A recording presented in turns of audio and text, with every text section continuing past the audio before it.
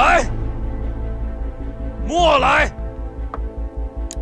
范公子，若是要作诗，老奴斗胆愿为你抄录。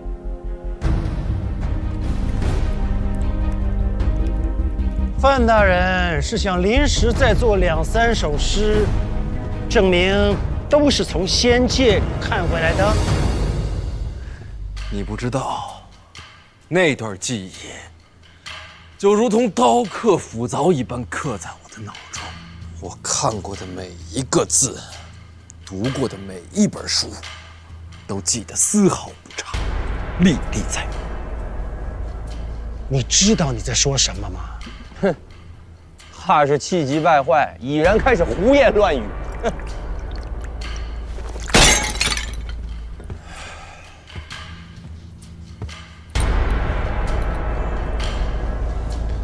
君不见黄河之水天上来，奔流到海不复回。君不见高堂明镜悲白发，朝如青丝暮成雪。人生得意须尽欢，莫使金樽空对月。天生我材必有用，千金散尽还复来。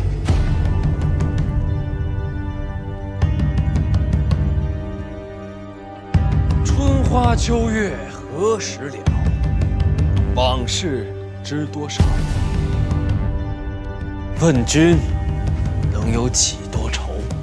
恰似一江春水向东流。不知天上宫阙，今夕是何年？我欲乘风归去，又恐琼楼玉宇，高处不胜寒。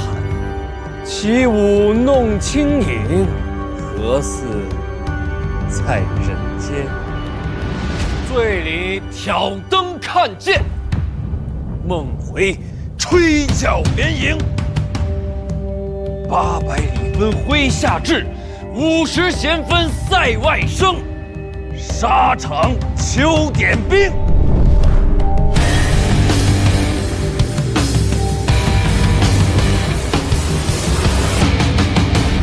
在天愿为比翼鸟，在地愿为连理枝。莫愁前路无知己，小桥天下谁人不识君？三春月照小楼昨夜飞半，双栖万物墙角数枝梅，月明中谁为折腰事权贵？国破身何在？城春抽刀断身，斩石花溅泪。地恨你。志士人人，今夕身无彩凤双飞翼，身有灵犀枪管悠悠双花马，千金裘，呼儿将出换美酒。广厦千万，大治天下寒归去，哀鸿生须臾，现长江之无穷。高处骰子安湖后，山无陵，江水东北深圳，下雨西出阳关，高无故人。天上宫阙，人生自是有情趣，万幸人宗命。10年生死，曾伴浮云归晚翠，凄凉不思量。今夕千里共时光之解催人老，化气为赋宋诗相投，泪滴春山，法家事流水。春宵一刻，秋自我，花有清香，月黄海滩头说惶恐，死来日阳里看人生自古谁不死？连3月家书取丹心，照汗青。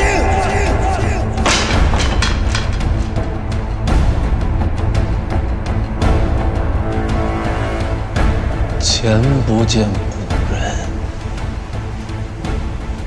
后不见来者，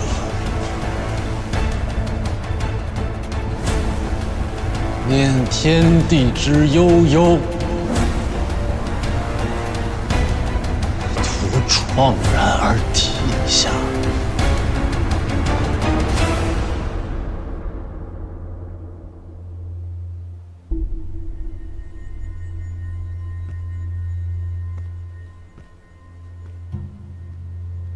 过百了吗？哎呦，范公子早就过百了。那就这样吧。这世上哪有什么仙境啊？哼！若没有仙界，这些诗句又是从哪儿来的？那肯定是他自己写的。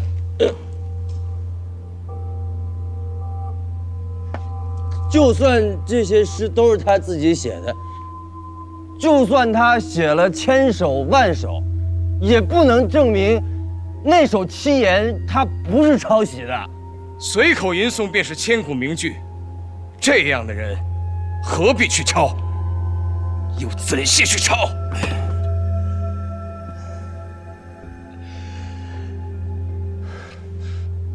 著经世文，我不如你；背诗，你不如我；做文坛大家，我不行；做人，你不行。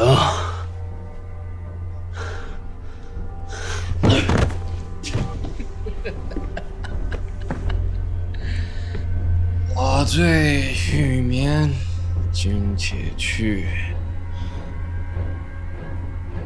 去你妈的！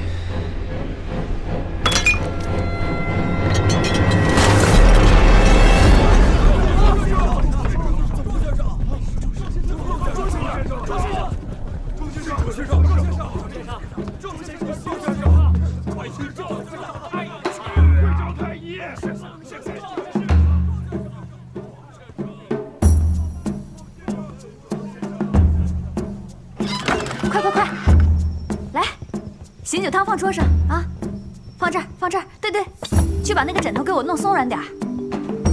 他喝了那么多酒，可别睡落枕了。心话不变，宫墙外等。我你今儿都醉成这样，咱改天吧。来了来了，把这个盖上了。哎，来了，快快快，扶床上，扶床上，小心小心啊！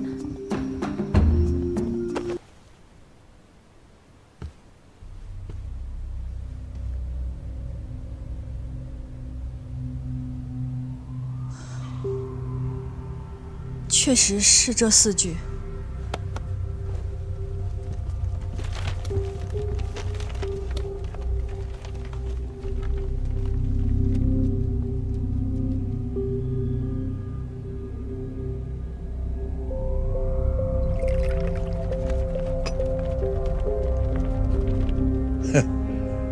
其实啊，不用这份手书，也能看出端倪。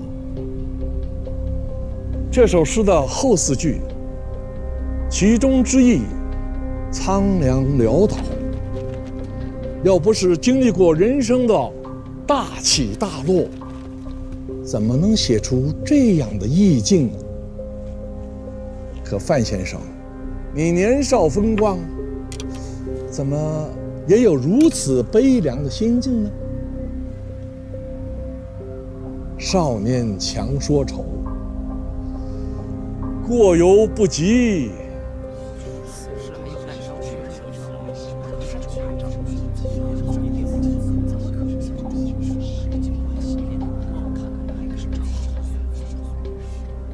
陛下，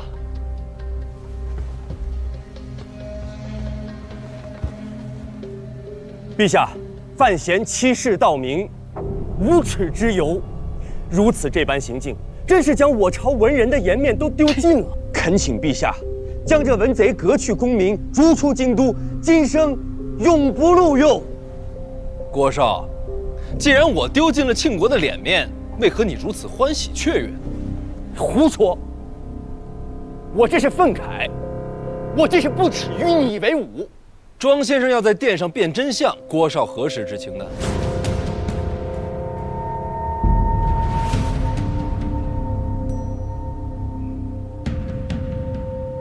自然是刚刚听到。那为何我今日一到祈年殿，郭少就言之凿凿说今日便要看我身败名裂？不知是郭少掐指能算，还是说早就跟庄先生暗通款曲了呢？一派胡言！暗通款曲可以用在这个地方吗？啊，好了，什么时候了，还讲究用词？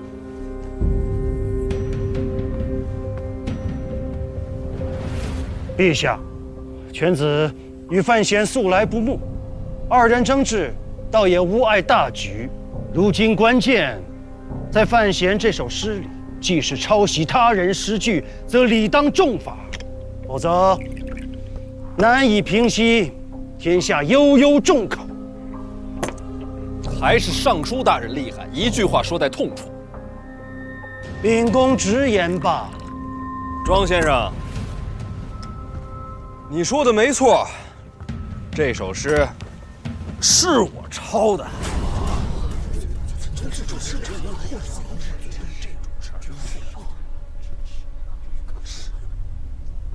范先生，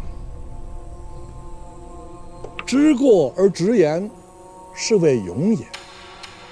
范先生经过此事，必成大器。您先别忙着夸我了，庄先生，我替我自己抄诗，你替你老师抄诗，咱们俩也算是半斤八两。说起来，你还不如我来的直爽。这首诗乃是少陵野老诗圣杜甫，跟你老师半点关系没有。庄先生替令师欺世盗名，还真是尊师重道的典范。诗圣，你说这位诗圣何朝何代的人物？既是诗圣，可曾青史留名？史书里没他。哦，是这样。因为他的诗属于另外一个世界，一个有着千载风流、文采耀目的世界。难不成他是传说中的仙界？笑吧，笑吧，跟你们这儿比起来，说是仙界，毫不为过。你去过吗？那是我梦里留下的画卷，是我残留的记忆。范大人，你的意思是，你在梦中游历仙界，还背了首诗回来？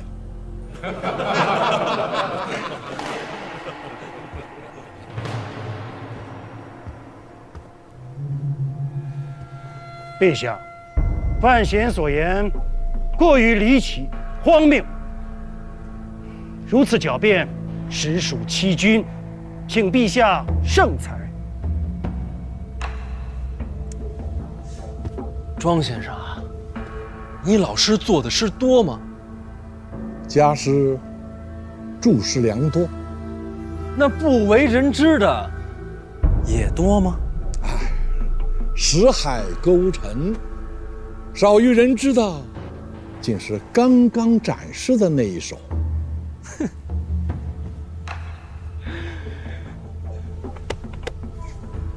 谁说我梦里只背了一首？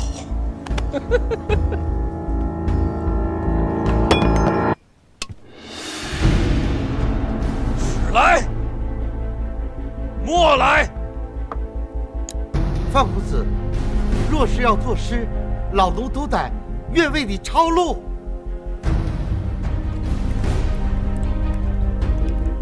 范大人是想临时再做2、3首诗，证明都是从仙界看回来的。你不知道，那段记忆就如同刀刻斧凿一般刻在我的脑中。我看过的每一个字，读过的每一本书，都记得丝毫不差。历历在目。你知道你在说什么吗？哼，怕是气急败坏，已然开始胡言乱语。哼。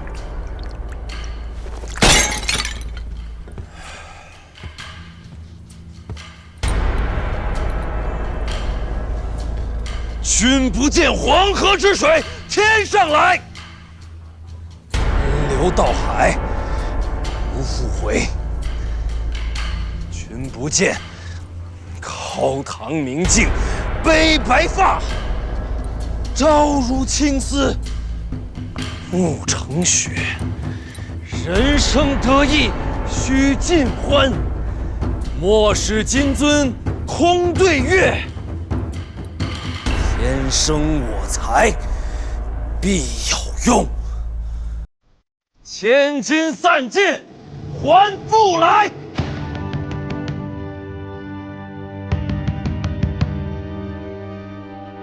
春花秋月何时了？往事知多少？问君能有几多愁？恰似一江春水向东流。不知天上宫阙，今夕是何年？我欲乘风归去，又恐琼瑶玉宇，高处不胜寒。起舞弄清影，何似在人间？醉里挑灯看剑，梦回吹角连营。800里分麾下炙，50弦分塞外声。沙场秋点兵。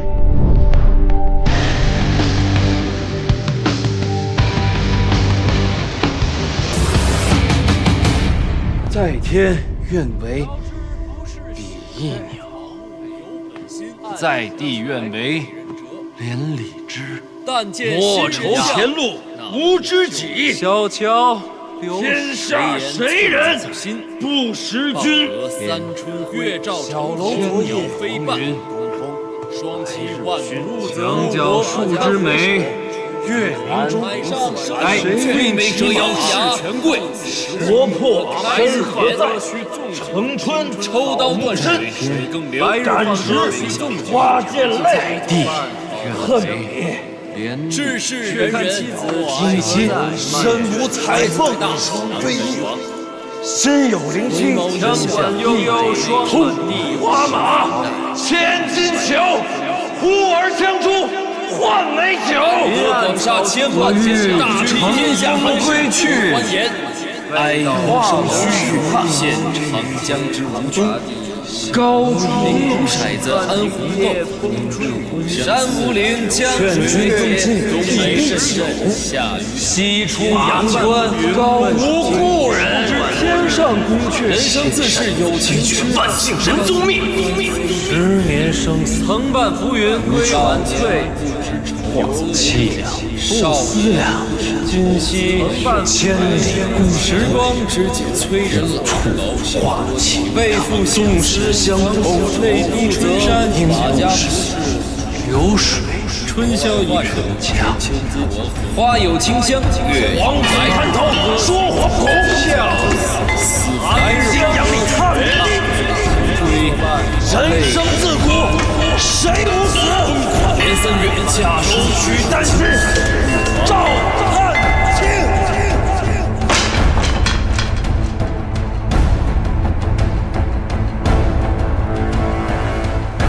前不见古人，后不见来者。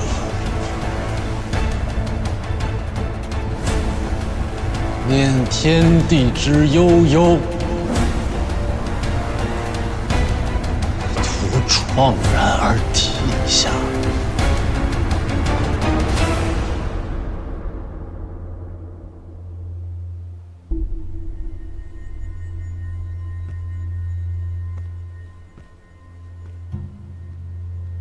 过百了吗？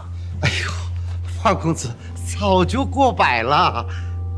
那就这样吧，这世上哪有什么仙境啊？哼！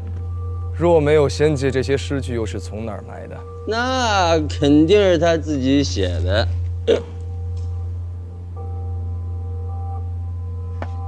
就算这些诗都是他自己写的，就算他写了千首万首，也不能证明那首七言他不是抄袭的。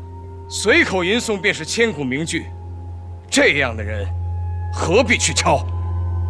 又怎屑去抄？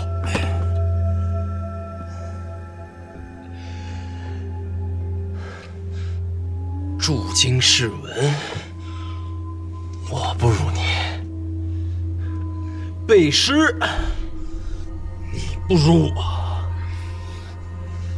做文坛大家，我不行；做人，你不行。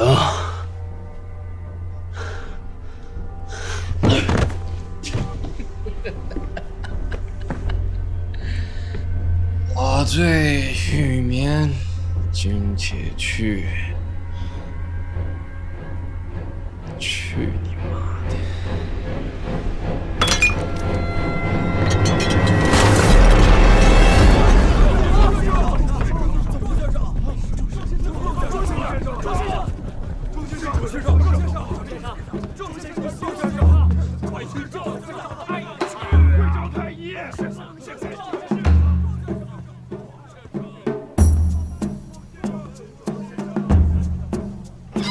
快快快，来，醒酒汤放桌上啊，放这儿，放这儿。对对，去把那个枕头给我弄松软点儿。他喝了那么多酒，可别睡落枕了。虚话不变，宫墙外等。我你今儿都醉成这样，咱改天吧。来了来了，小把这个盖上。哎，来了，快快快，扶床上，扶床上，小心小心啊！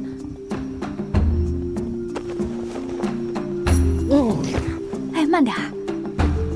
哎，给盖上，快快快，小心，盖上。有劳你了，早点回去休息吧。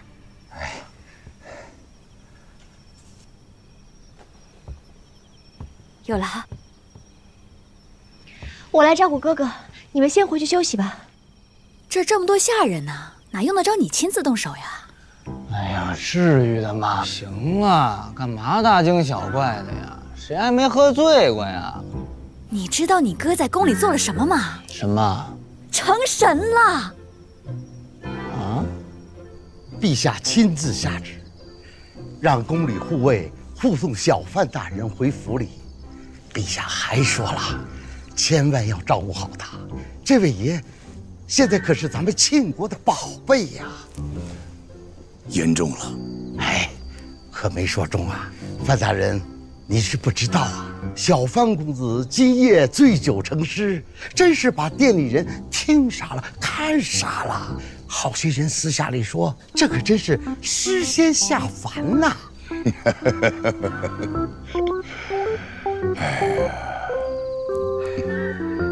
你看看你哥范闲啊，人家多有出息，你呀你就知道睡觉啊！你跟你哥学学啊！他不是也睡着呢吗？让他们出去。你跟他能一样吗？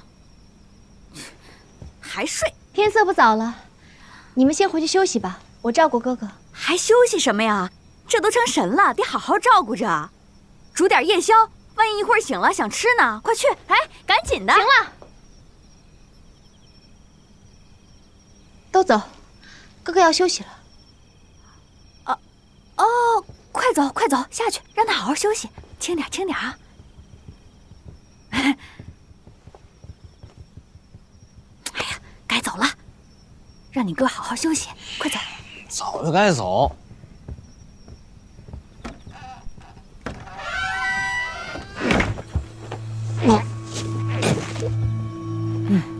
哥，哥，你没事吧？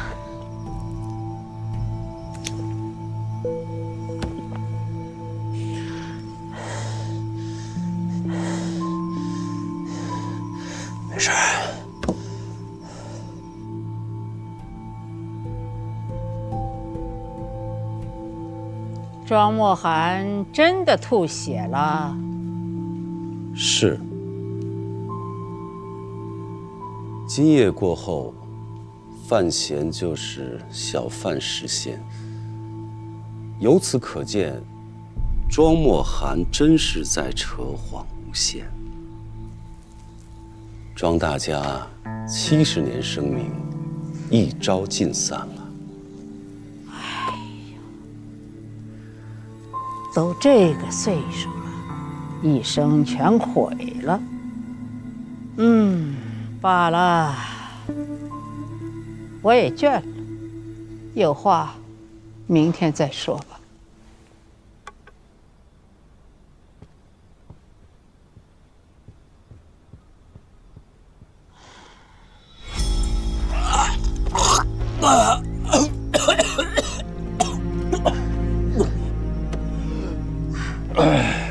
不是吃药了吗？吃药就是为了吐出来。若若，朝中有人跟庄墨涵串通一气，今天是早就准备好的。是谁？长公主郭有芷。长公主？长公主在殿前不是一直为你说话吗？你那么聪明，连这都看不出来吗？这个女人好阴险。今天晚上我要进宫。哥，你都这样了，就是这样才没人怀疑是我。若若，你替我守住这房间，别让别人进来。我知道，只要我不死，绝不让人进来。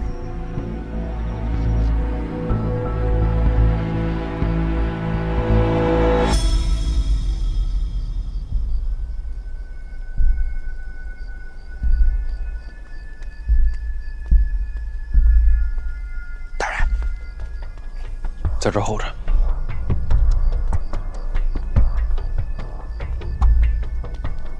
说，按照之前所说，一炷香的时间，我引开红四香，你进宫拿钥匙。等等，怎么？你最好别让人看出端倪。我这身衣服和剑，都是从东夷城使团里偷的。云之兰，京都九品高手，就这么几个。我就是想让他们知道，潜入后宫的是四顾剑首徒。原来你都想好了。当年和小姐在一起的时候，经常干这种事，我已经习惯了。你自己要小心，燕小乙的剑，你未必挡得住。后宫那么大，未必遇得上。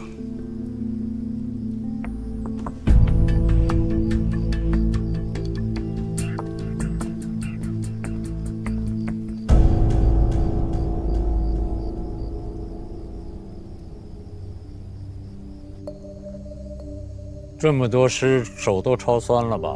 如今我抄出了文坛佳话，这是千载难逢的喜事啊！便是这只手抄断，心里也只有喜欢。唉，陛下，可是累了？只是感慨啊！我大庆国以武立国，在文治方面远远不如齐国。这是先帝一直耿耿于怀的。如今天佑庆国，我朝出了失神小范大人。失神？啊，我看他是两眼失神。不过这诗写的确实还是不错。可是朕总在琢磨着，这诗是他写的吗？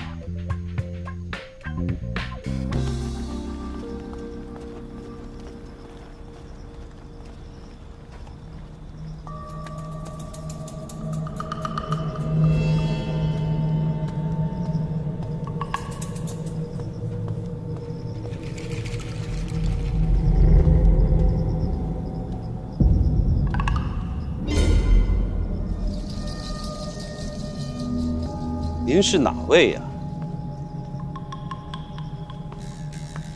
抱歉，误会，走错了路。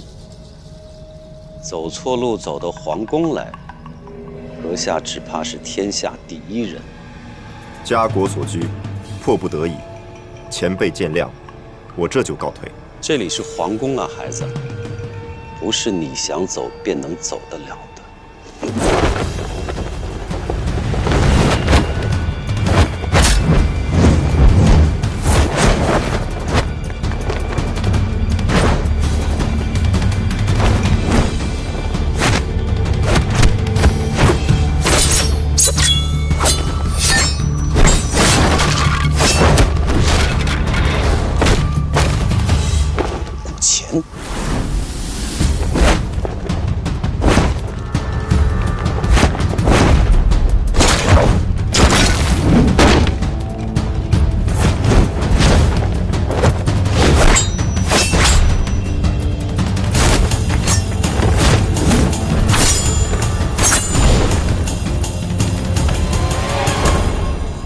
后，你是四谷剑门下。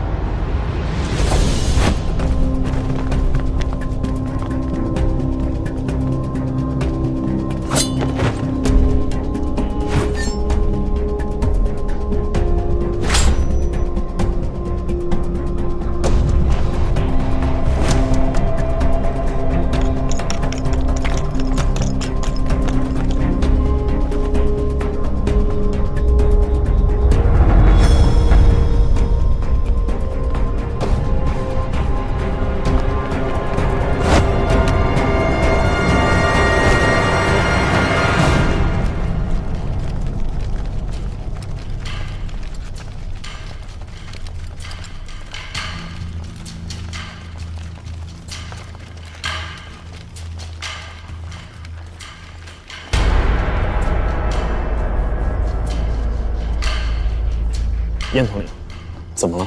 你们方才听到什么没有？没有啊。去我宫来。是。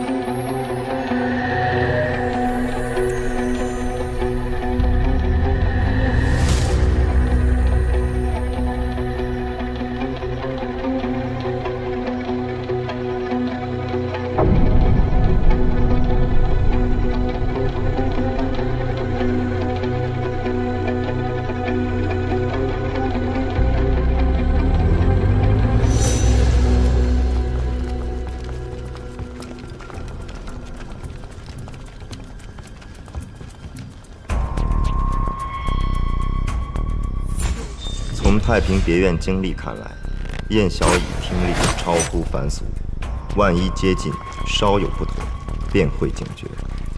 入宫后不可急行，避免纵乐。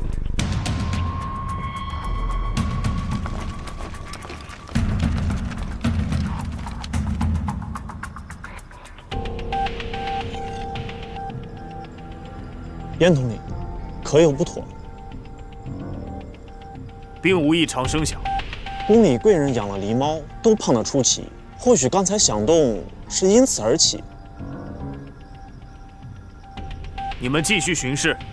是。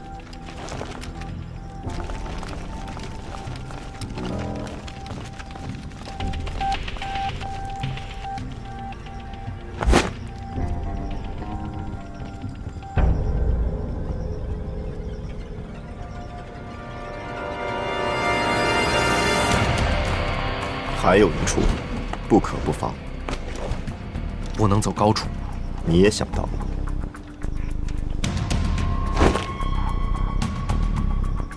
抛去听力不谈，燕小乙是剑手，剑手最要命处总是眼睛。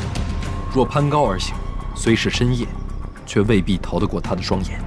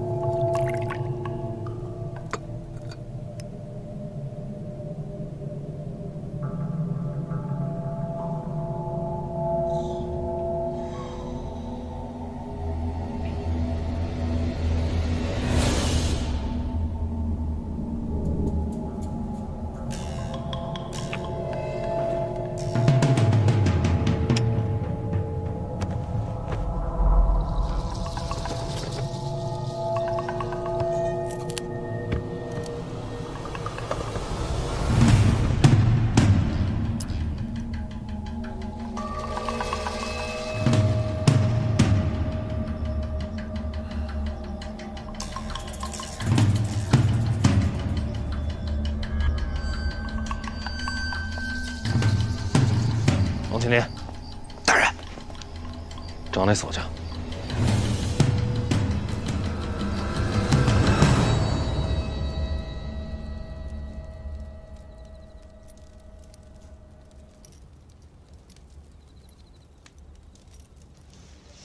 就这把钥匙啊，复制一把。这不是钥匙啊！世上没有这样的钥匙，也没有这样的锁呀。被骗了。你别管它是什么，能做吗？这东西极其的神妙，费时。只要大概样子，细处不必讲究。粗略些？粗略些。有多久？若不讲究，一盏茶的功夫。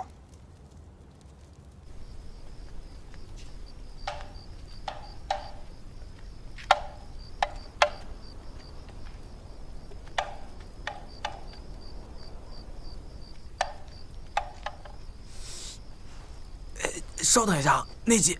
哎，去吧。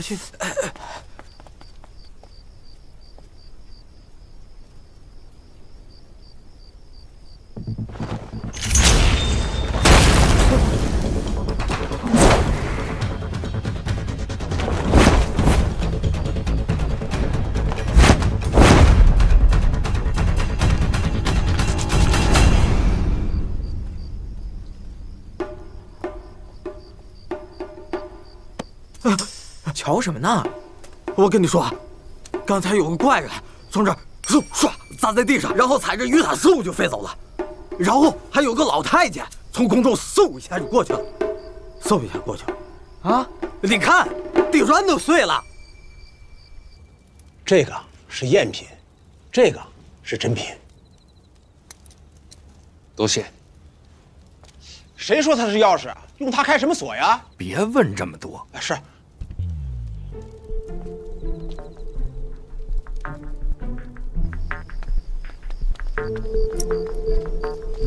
大人，你不用跟这儿了，赝品我自己送回去，然后自己回去。好，大人，这算是绝密吧？我信得过你。我是说，锁匠怎么办？你想说什么？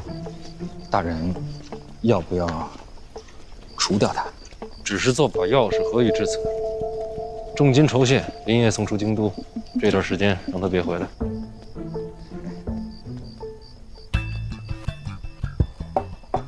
你在试探我？大人胆子虽大，心肠却软。好还是不好？若是做大事嘛，自然不够狠；若是做朋友，刚刚好。哎，大人，还有一件事啊。说，既然要重金赏赐，还请大人把那重金给我。这时节我上哪儿给你找去？自己垫着。哎，大人，那你是不是给我写个条子，让我9出13进，多少让我赚点儿？滚去！大人你小心啊！大人这次还算顺利，放回赝品便算大功告成，只盼不出意外。见事躲着走，切莫节外生枝，应能无恙。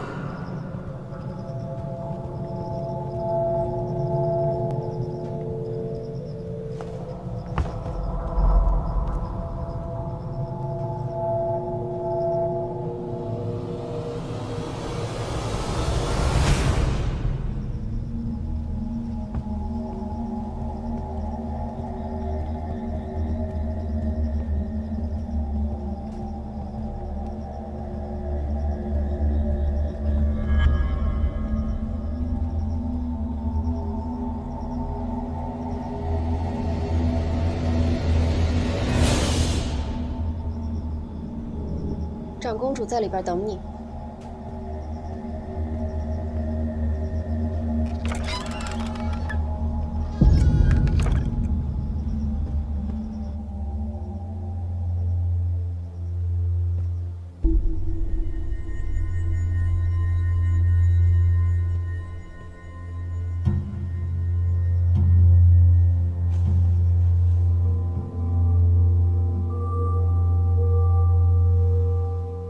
长公主，两情若是久长时，又岂在朝朝暮暮？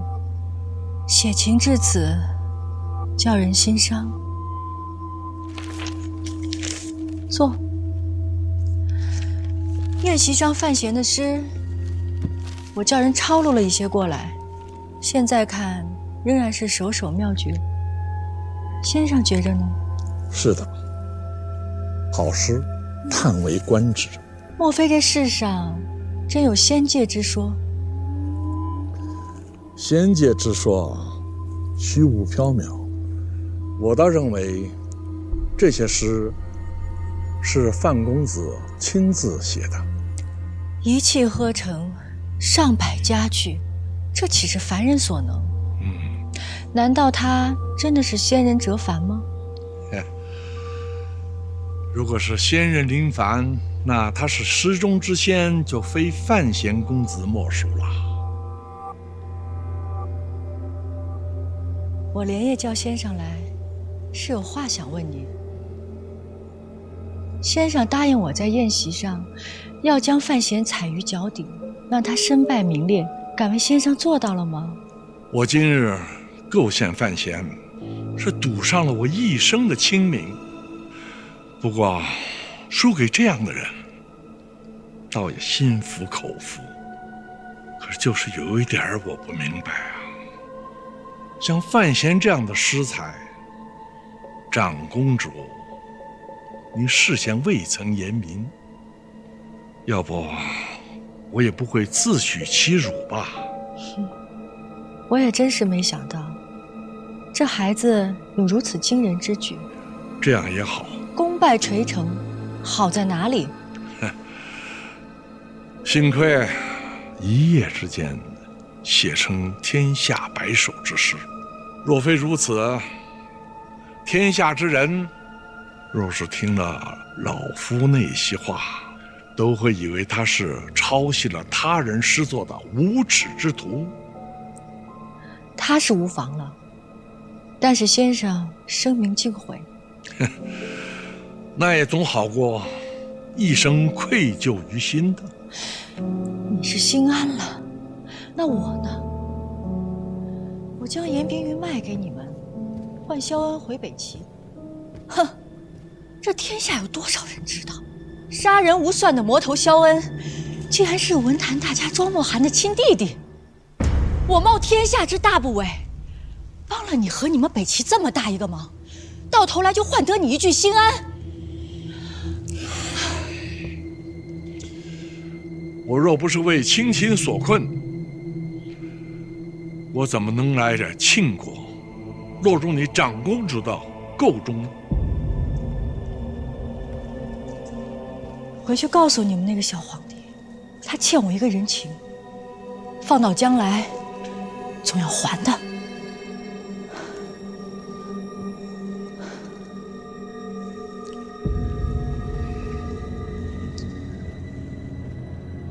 我倒有一事想不明白。像范闲这样的人才，这样的年纪，他本应是庆国未来的栋梁之才，长公主为何非要除他而后快呢？甚至于出卖自己监察院的暗探。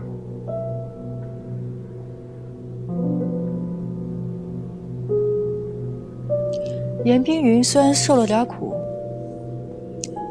但是没有性命之危。至于我为什么要如此这般对范闲，我就是想看他走投无路的样子。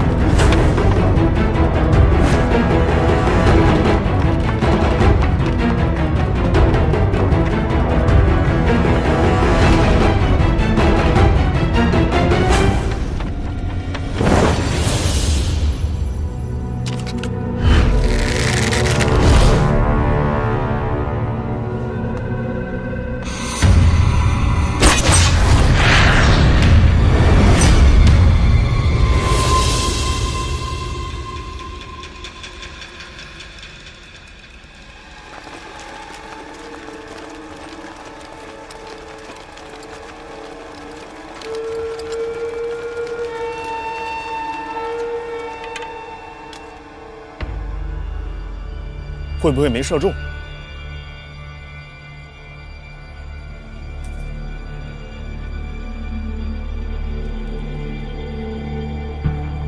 箭头已断，还有一些碎布块，肯定中了。没血迹，会不会没伤到？我的箭，中者必伤。四散开，仔细搜。是。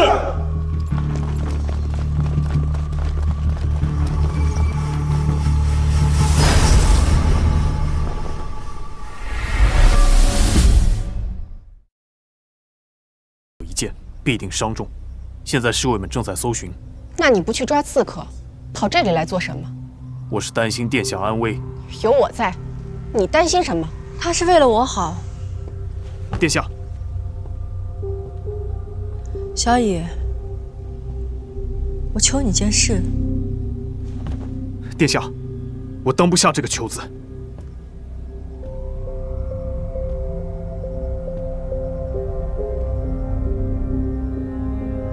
亲自找到那个刺客，把他给我杀了。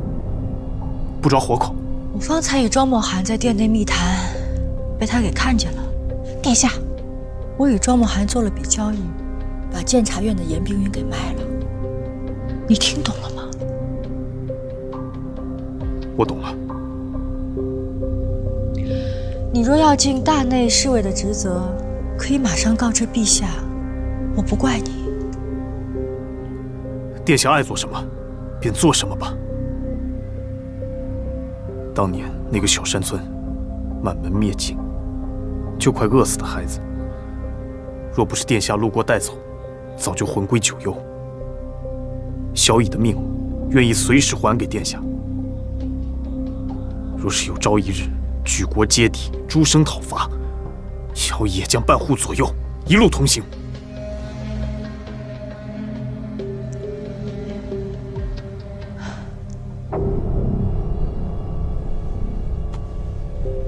起来吧。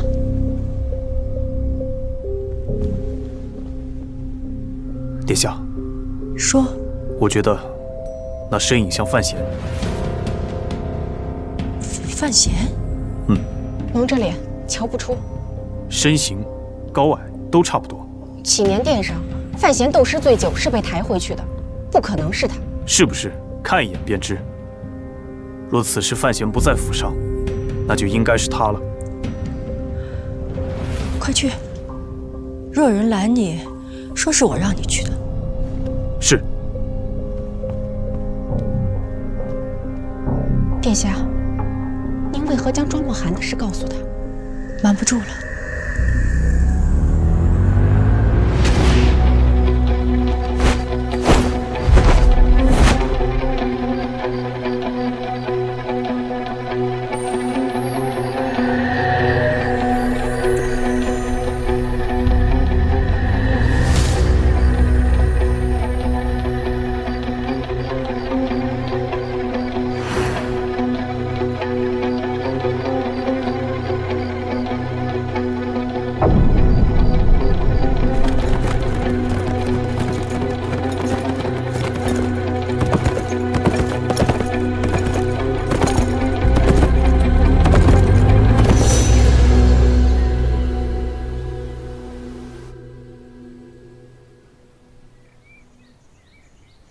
笨手笨脚的呀，小心点儿！这里面这点粥啊，你再全都给洒了。哎呀，真是！若若，哎，姨娘，你还在呢？对，我还在呢。范闲怎么样了？哥哥还睡着呢。啊，那我进来了。睡着呢。你这孩子。一晚上守在这儿啊？我没事的。我是看他昨天晚上饮酒过多，早上就早点起来，让后厨给他做了点粥。范闲他哥哥还睡着呢，昨个有些着凉，我给他加了床被子，风寒灵也熬在火上了，哥哥醒了就能喝。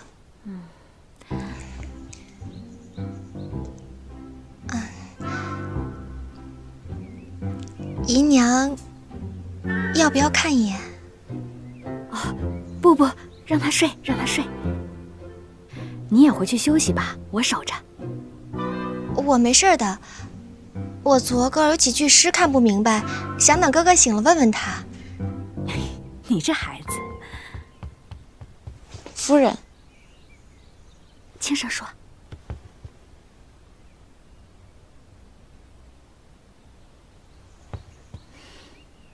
前面还有点事儿，我要过去一下。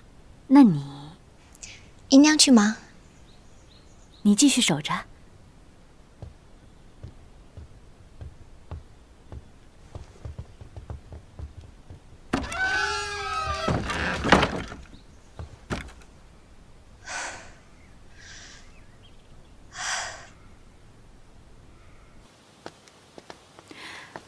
这么早就有人要见范闲，可不是嘛？谁呀？夫人就是他。这是后院，您不能硬闯啊！我见过你，你是宫里的侍卫，大内侍卫统领燕小乙，见过柳夫人。怎么，这是要奉旨抄家了？严重了，我是奉长公主谕旨，前来探望范闲。柳夫人也知道，宫里办事，不敢耽搁。这才什么时辰呀，这般着急？爱才之心，切之又切。夫人，要我去叫醒老爷吗？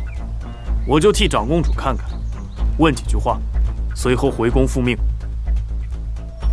不用了，跟我来。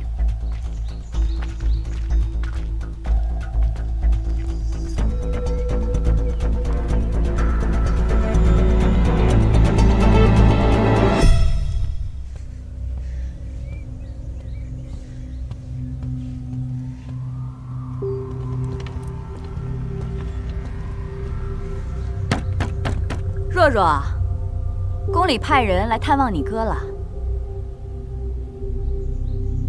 若若，你瞧瞧你哥醒了吗？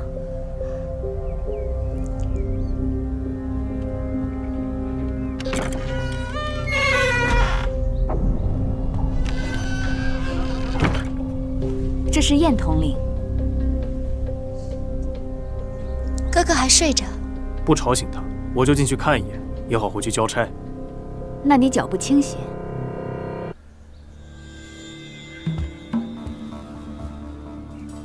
若若小姐，烦请让路。哥哥不舒服，晚些再说吧。对不住了。叶小雨，你做什么？公主之令，情非得已。这里是户部侍郎府，公主可管不了朝廷命官。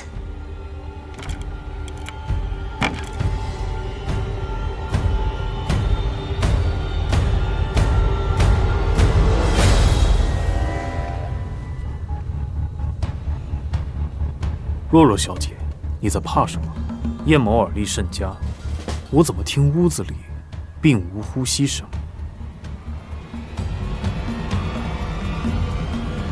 若若，你让他进来吧。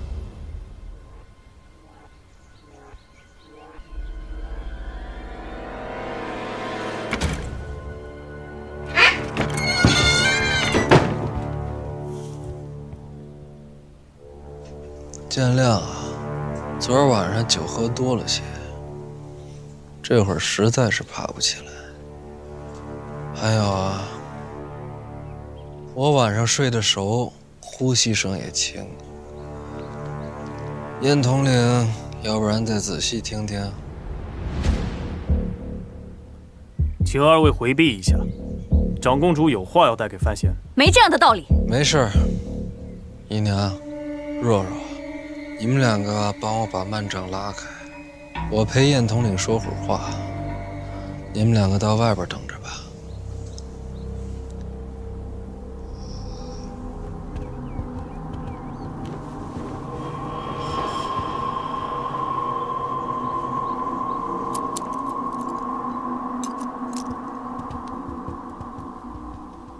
姨娘。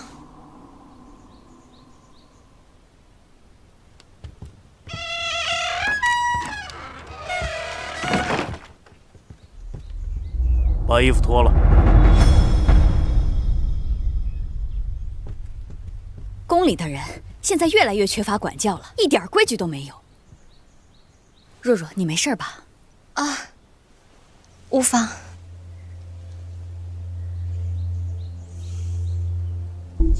我没这爱好。刚才宫里有刺客闯入，是吗？抓着没有？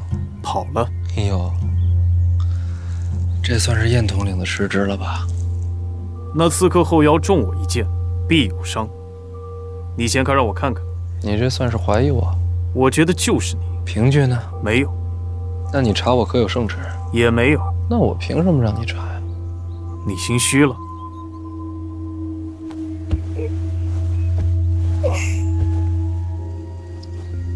你刚才在门口推了我妹妹是吧？我到时候会给他赔不是，跪在他面前磕头认罪。你说什么？咱们俩打个赌，一会儿我把衣服掀开，要是有伤的话，你把我送去刑部，送去大理寺，送去监察院，总之随你定罪。我要是没伤的话，你跪在若若面前磕头认罪。我为什么跟你赌？那你请便。我可以自己动手。我昨天晚上写了多少首诗，你数了吗？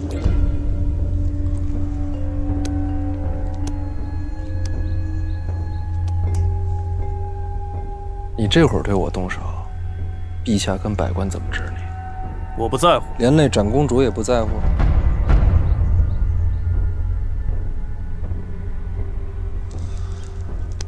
要是不敢赌的话，自己推门出去，不送。你在唬我？你想多了。好，我赌，把衣服掀开。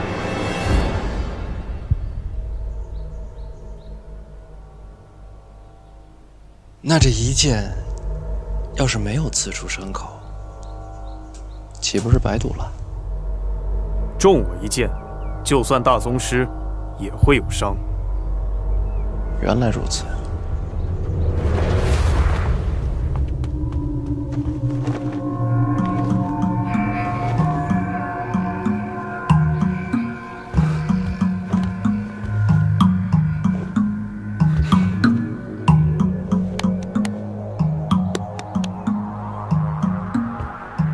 严统领，毒品怎么样？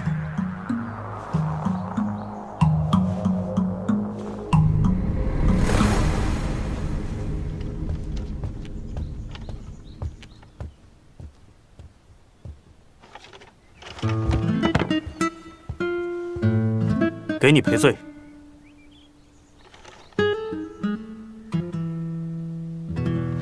严统领，要不留着吃个早饭？怎么回事啊？他推了我妹妹，让他磕头都算轻的。你这孩子倒是护短儿。姨娘，若若，我还有些困倦，想再睡会儿。也好，你先回去休息。哥，没事，回去吧。走吧。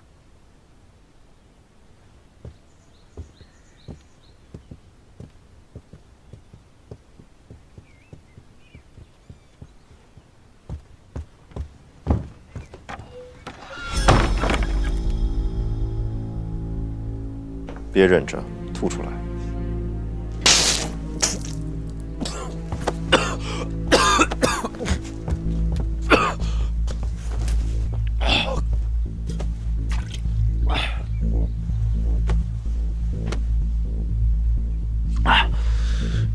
幸亏路上遇见树，又要赶回府，又要瞒着燕小乙把人送进来，都不容易。你中箭了？中了。燕小乙的箭？我不清楚，他说是就是吧。没伤口。叔，你还盼着我受伤啊？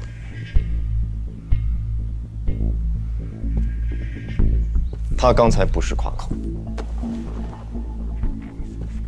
中了他的箭，大宗师都要带上。9品以上的箭手，全天下可就他一人。巧了，箭射在腰上，被东西挡住了。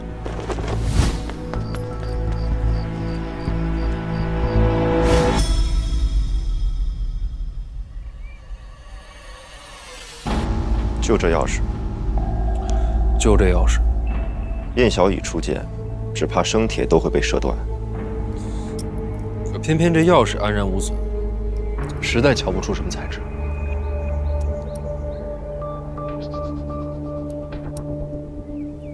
事情都办好了，还差一点。这把赝品没来得及送回去。为何？撞见了长公主密会庄墨寒，听到了大消息。长公主私下跟北齐做了交易，出卖燕冰玉，就为了换回萧恩。你知道吗？萧恩居然是庄墨寒的亲弟弟。所以为什么没有把赝品放回去？行吧，反正这世上也没什么事是你关心的。这个不着急，回头我想个办法放回宫里。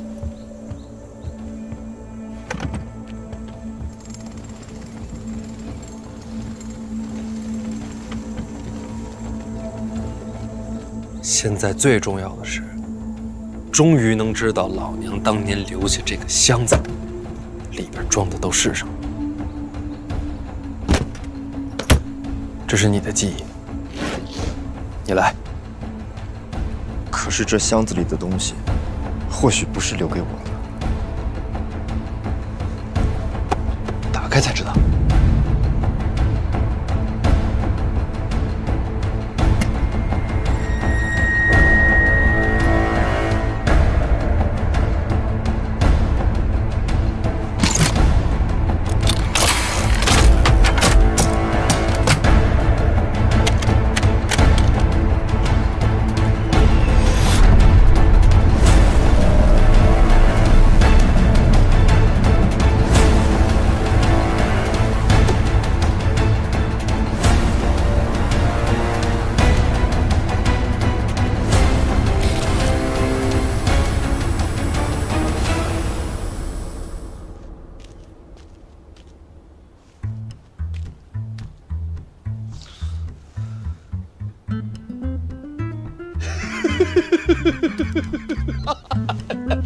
哎呀！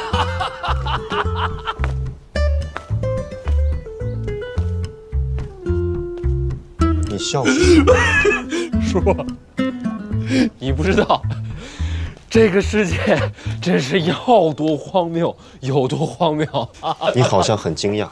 不是，你知道这个东西要多少人多少年才能造得出来吗？这都10几年了吧，还能用吗？我不知道。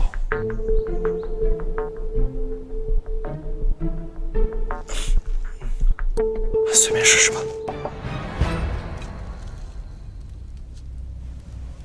陛下，臣失职，那刺客下落不明，但臣敢肯定，刺客一定中箭了。你跟他说说。刺客有2人，有1人先潜入后宫，我追出宫去。现在想想，应该是调虎离山。那个抓住了吗？不曾。从您手里逃脱了，来的是大宗师。那人身手只是初进9品，却很是滑溜。那人用的剑法是4顾剑。4顾剑？东夷城的使团还在京都，难道是云之兰？不会是他。会不会是用4顾剑来混淆视听的？不会，那人4顾剑意已得精髓，那就必定与东夷城有关。陛下，去使团里搜，就算不是云之兰，也一定和他有关系。有真凭实据吗？搜到那2个刺客就行。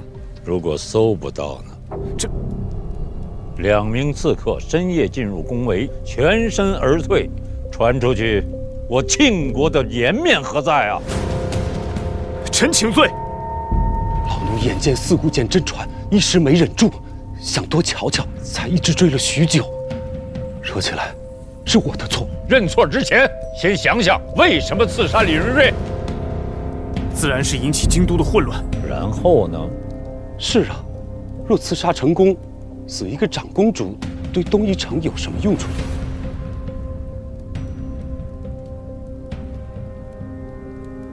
下去吧。是。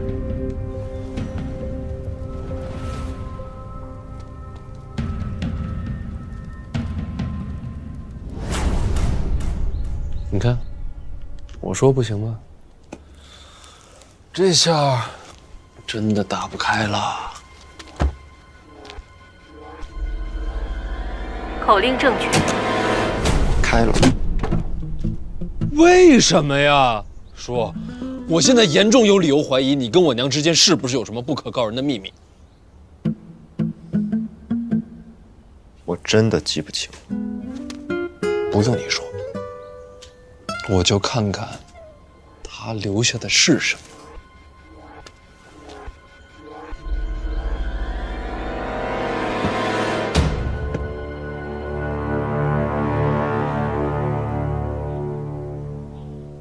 你确认过不是范闲？应该不是。我早说了，范闲夜宴斗师，酩酊大醉，怎可能是他？2个刺客合作行事，或许和东夷城有关。他们要来做什么？杀我吗？陛下也为此生疑。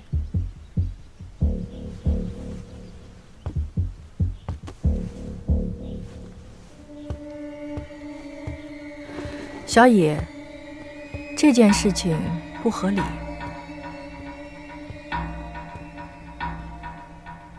想办法告知庄墨寒，让他离开南庆，越快越好。是。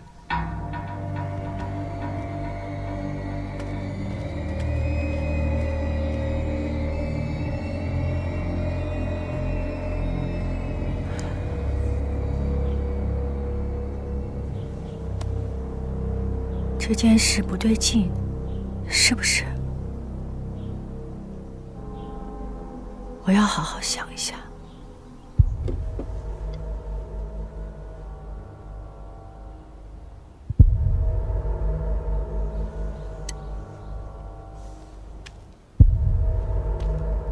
这帖极好，却不知用何种方法才能打磨成这般模样。只是不知道，小姐留下这些东西，到底有什么用处？杀人用的。杀人？未曾开封，你知道这东西？我知道。说，这是真正的好兵器。兵器？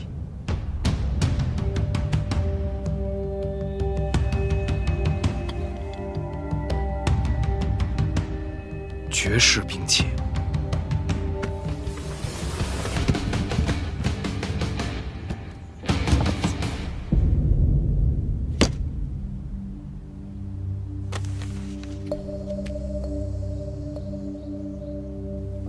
信上面写着“五竹起”。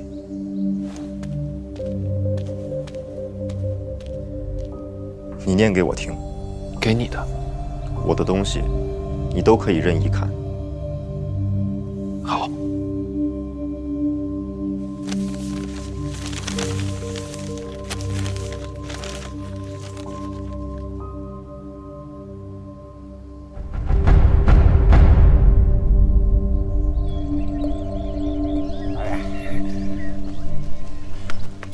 放心，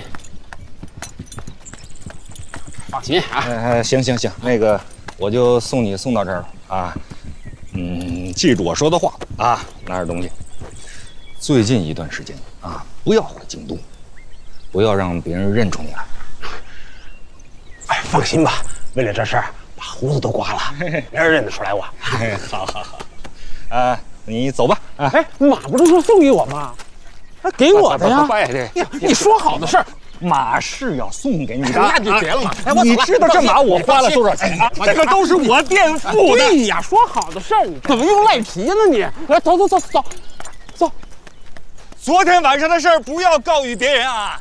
懂规矩。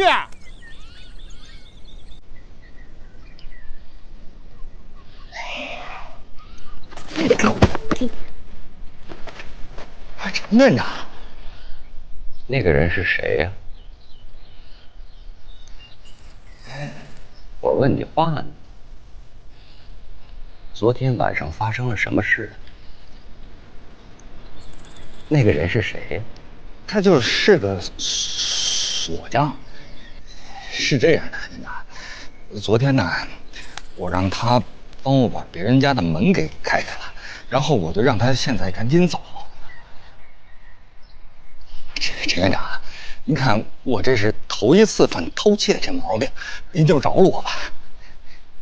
我可以派黑旗把那个人追回来。不，我真的就是让他配了把钥匙。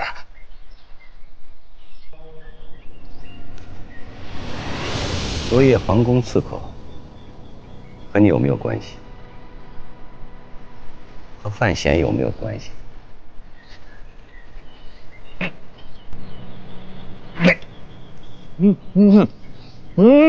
没有。你可知道他的厉害？知道。我再给你一次机会。昨夜皇宫是不是范闲？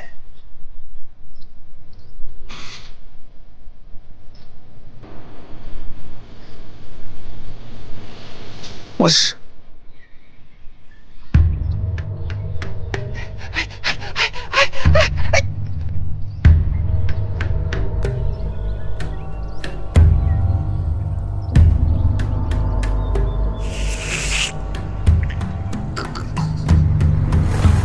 怎么不念？老娘这用词儿还真是另有一番天地。我念了。可爱的小竹竹来亲个。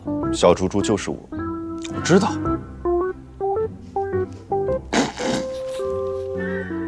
这有什么可笑的？没有。姐姐，我真的很喜欢你。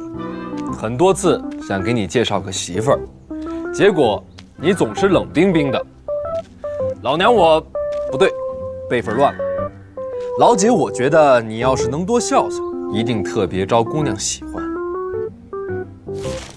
我觉得他说的对。说，他给你相过亲吗？不记得了。你生气了？为什么？算了，我接着念。这会儿我一个人留在京都，就想着写封信给你，你不听劝，又去那个庙里打架。我估计你还是赢不了，终究要逃回来，所以特地写点东西提前嘲笑一下。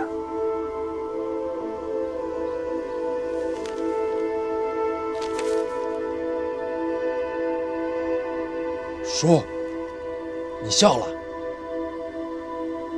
是吗？你真去那个庙里打过架，还打不赢？好像有这么回事。是那个传说中的神庙吗？不记得。为什么要打？不记得。老娘跟你和那个神庙到底什么关系？算了，我知道你肯定也不记得。接着念吧。我一直担心一件事儿，担心你活在这个世上，没有好奇，没有欲望，没有自己想做的事情，所以我把这封信放在箱子里，可又没让你打开。如果有一天你能主动打开箱子，读到这封信，那我会很开心，也会很意外。能不能告诉我，是什么样的力量让你主动打开这个箱子？没什么力量，只是想知道你给这个世界留下了什么。你还会不会提起我？五珠说：“你继续念。”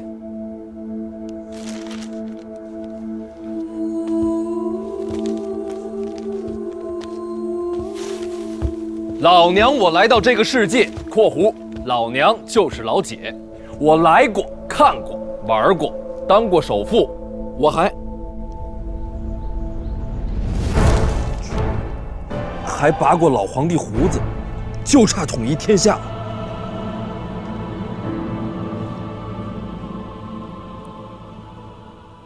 可那又有什么意思呢？如果说我还有想做的事儿，就是想让这世界更美好一些，让所有人的笑更灿烂一些。听上去很傻，是不是？不许笑。我没笑。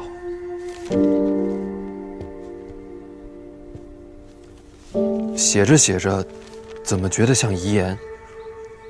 小猪猪，不知道你看信的时候，已经过去了多久？不知道我还在不在。如果我已经不在了，就把这箱子毁了吧。老娘的故事不需要其他人知道，他们不配。小猪猪，其实你不明白，我来自哪里，你知道吗？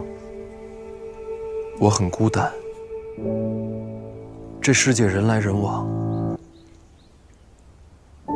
可我依然孤单。老娘真的很孤单，但是幸好最孤单的时候，都有你在陪我。小猪猪，我真的很想你。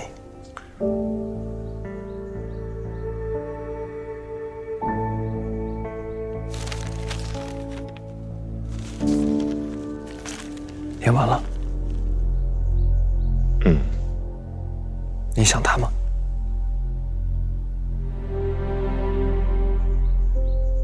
怎么叫想？想，想就是你走路的时候、吃饭的时候、睡觉的时候、打架的时候，不管你在做什么，不管你身边有多少人，心里总是浮现一个人的样子，默念一个人的名字，听到很多人说话，但是想听的只有他的声音。遇见过许多面容，但是想见的只有他的笑容。如果这样，那就是想了。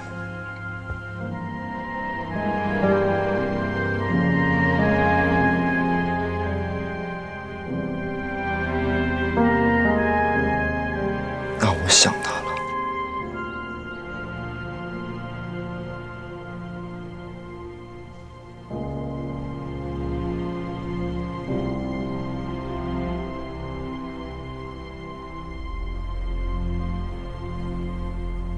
昨晚上有刺客，在广信公署，是要刺杀李云瑞吗？尚未可知。他把控内库不放，是要惹人眼红啊！昨晚上，您这儿没什么异常吧？一切如常，我还睡得特别香。那老奴也就放心了。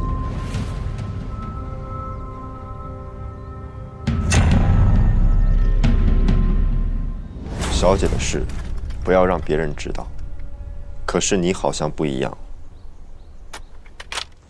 这个我先放回去，只不过箱子别沉浆，我迟早用得上。这怎么还有一层？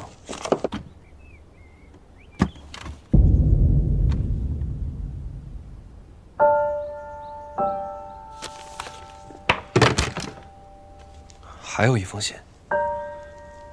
小竹竹，这封信别开。这什么？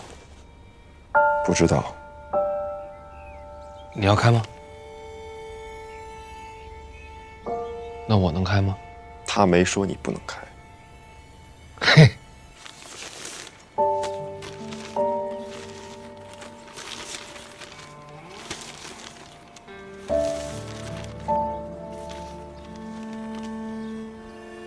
你好，儿子，你没有看错，这封信就是写给你的。他写这封信的时候，我应该还没出生吧？对。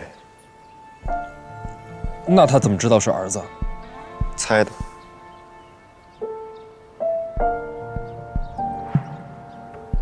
能看到这封信的只有你。我知道，你对自己、对我、对这个世界都充满了疑问。我现在就给你答案。范闲，没有时间穿梭，没有平行时空，这里还是地球，还是我们的世界。地球存在至今40多亿年，旋转不止。这漫长的时间里，出现过几次特别的时代，全球性大幅度变冷，中高纬区形成大面积冰盖，水凝聚成冰，大气环流和洋流都相应改变。这样的时代里，白色主宰一切，这就是大冰川期。很有趣，每隔一段时间发生一次。在我们那个时代，有过很多猜测，下一次大冰川期何时来临？会不会灭绝人类？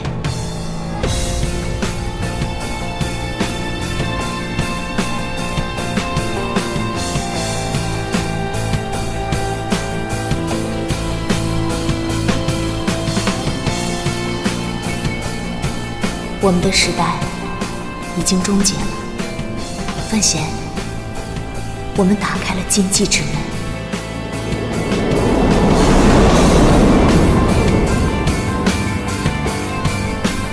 希望等新世纪来时，再重新复苏。你看过科幻片吗？就像被集冻在一个仪器里，过很多年，仪器打开，里面沉睡的人出来，而我就是活生生的例子。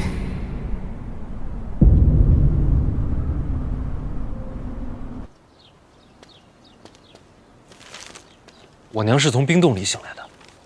冰，好像有这么点印象。当我醒来，发现冰川期早已过去，旧时代已经湮灭，新的人类已经出现。他们经历了部落时期，经历了奴隶社会，而现在，正是封建王朝。请过。你有没有想过，为什么这个世界还是说的中文，还有前一个时代的各种习惯？因为冰封醒来的不止我一个，有很多先驱者存活下来，把文明传播给新人类，也算是上个时代留下的种子。他们的传说也是神庙的秘密。禁忌之门到底是什么？为什么会引发冰川期？我们那一代人到底是如何灭绝的？还有，如果我是冰冻醒来，为什么会变成一个孩子？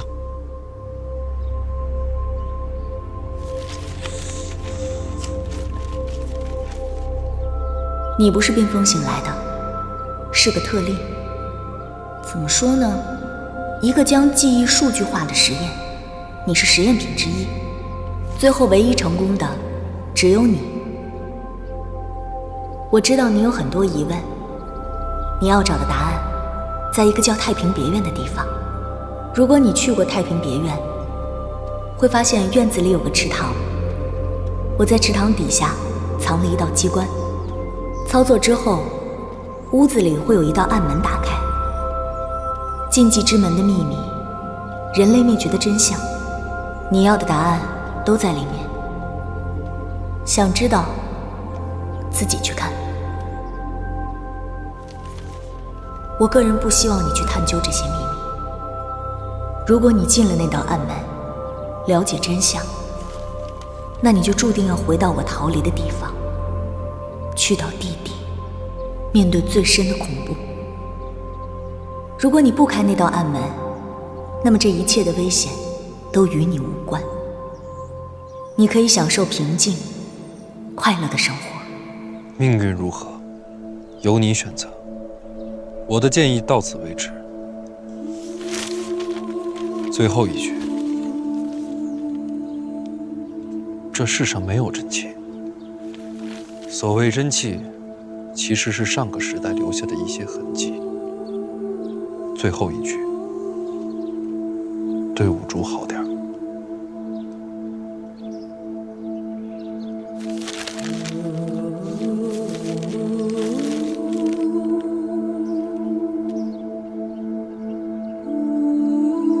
你都听见了？听见了。藏在太平别院水底的秘密，你想去找？